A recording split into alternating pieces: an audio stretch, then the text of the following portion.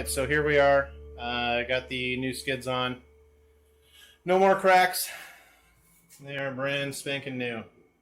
So now I gotta get the end pieces on.